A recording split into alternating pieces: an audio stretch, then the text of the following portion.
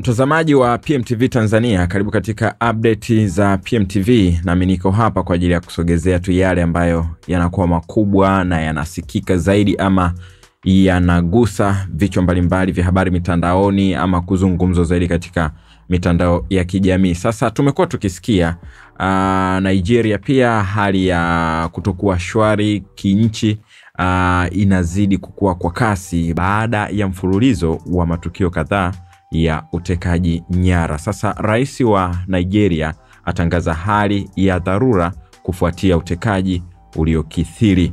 Rais Bola Tinubu katika taarifa iliyotolewa kutoka ikulu na kuchapishwa kupitia mtandao wa kijamii wa X, zamani kama Twitter, siku ya Jumatano, ameagiza idara ya polisi kuajiri askari wapya 20,000 ili kukabiliana na ukosefu wa usalama na kufanya idadi ya askari wanaopangwa kuajiriwa kufikia 50,000. Hapo awali alitoa maagizo ya kuajiri askari 30,000.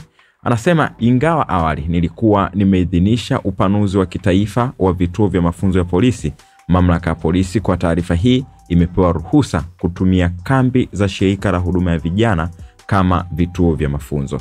Lakini pia aliongeza kwa kusema kwamba askari watakaotolewa kwenye majukumu ya ulinzi wa viongozi wakuu, yani VIP, wanapaswa kupatiwa mafunzo ya dharura ili wapate maarifa na kutoa huduma bora za polisi wakati wanapopelekwa katika maeneo yenye changamoto za kiusalama. Rais Bola Tinubu aliomba jamii ya Nigeria kutoogopa, akisisitiza kuwa serikali inaendelea kujitolea kulinda raia, kuhakikisha mshikamano wa kitaifa na kusaidia vikosi vya usalama kurejesha imani. Ikumbukwe tu kwamba wiki iliyopita watoto zaidi ya 300 wa shule walitekwa nyara kutoka shule ya Kikristo nchini humo, jimbo la Niger, kaskazini mashariki mwa Nigeria. Mapema mwezi huu, rais wa Marekani pia Donald Trump alitishia Nigeria hatua za kijeshi kwa madai ya mauaji ya Wakristo. Abuja imekataa madai hayo, ikisema ni madai yasiyo na uhalisia.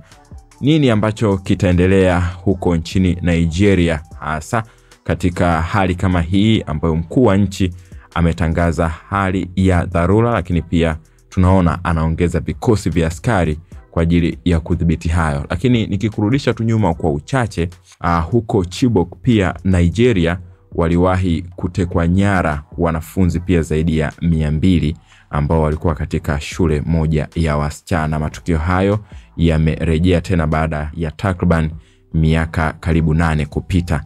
Hali ya usalama itakuwaje? Lakini nini ambacho kipo nyuma ya machafuko haya ama vikundi hivi vya kigaidi ambavyo vimeanza tena kutishia usalama wa taifa la Nigeria?